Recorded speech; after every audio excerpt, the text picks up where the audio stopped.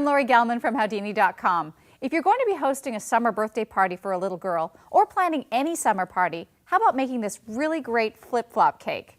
Now, I know what you're thinking. Who, me? But I'm here to tell you, yes, you.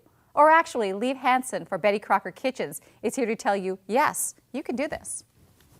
Hi, Liv, how are you? Hi, Lori. I love the idea of a flip-flop cake. Oh, great. So I'll show you how to make it. I would love to. Okay. This is a regular sheet cake that I baked in a 13 by 9 inch pan. And I've also pre-mixed some colors. And the cake, you can use any cake you want, whatever the birthday girl's favorite is. Okay? So we're going to take the cake and basically we're going to slice off the top of it just to make it flat. I'm using a serrated knife. Okay. Just a little bit. Not too deep, right? No, just the top dome that forms when you bake it. Would you like a bite? Can I eat that? Yeah. Sure. Thanks. Okay, so then I'm going to flip it over so that the flat side is here.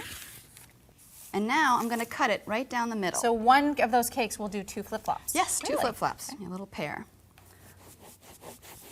And instead of just going ahead and cutting the shape of a flip-flop out, you know, you might mess up and then you're going to have to bake another cake. I recommend making a template, okay?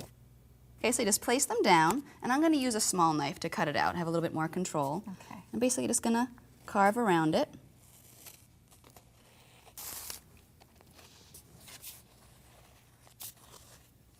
So we're going to do a crumb coat right on this inverted sheet pan. Okay, what's a crumb coat?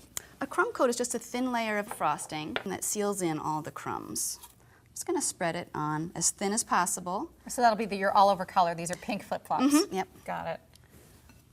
And just around the sides too. And that creates a little lip of frosting. And then all you have to do to get rid of it is just come in sort of like a little airplane landing and then taking off again and scrape off that little lip of icing. Oh, okay. Okay, so I have one done.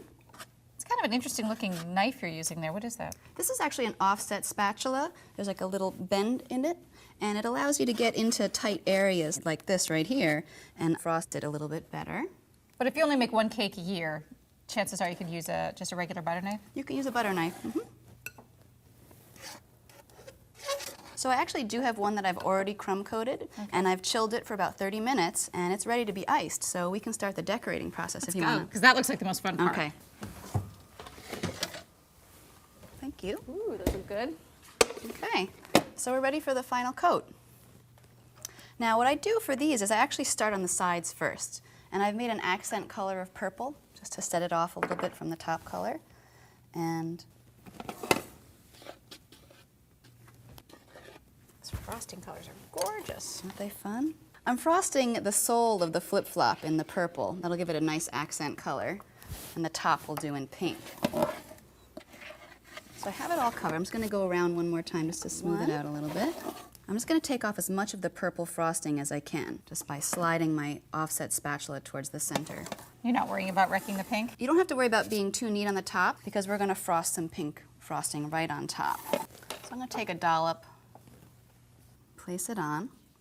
Now here also you want to go up to the edge, but if it's not as perfect as you want it to be, don't worry because we're going to do a little border to hide where the 2 colors meet. How thick is this layer? This is a thin layer. It's a little less than 1/4 inch, just enough to cover the purple so that it doesn't come through in this coat. Okay, so now I think we're ready to start the decorating. So I have these large, you can use like a pancake spatula. I'm just going to put it right underneath. My hand under it. And then just gently place it down. So is there a trick to doing it? Well, you just want to make sure that you get the spatula right underneath the cake and push it in as far as it'll go. And you start to lift it a little bit and then place your hand underneath towards the back. Right. And then place it down. And again, just slide it out the same way that you pulled it in. And now we're going to start the decorating. So what we have here is some yellow frosting, and I've actually placed some in a pastry cone. I'm just going to start piping.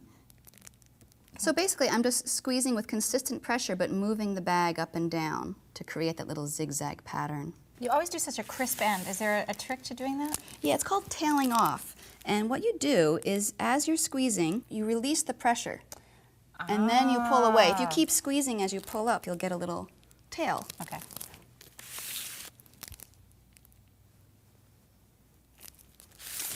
So now we're going to add some little candies just as decoration. We have some fun candies here Okay. that sort of match our color theme. And basically, you can just stick them sort of one up, one down, Whatever way you one want. up, yep, and just You can get these at any store, can't you? These candies? Yep, grocery stores, the bulk candy shops, your corner candy store. You can find them all over. Okay, now basically we have fruit roll-ups, okay? Cool. And I've cut them, I've sort of trimmed them into a little triangular shape at both ends, and I folded down about 1/4 inch, and that'll just give it a little stability. And then I put one end in here, and then I wrap it around like that. I can do it on both sides. Are patterned fruit roll-ups hard to find?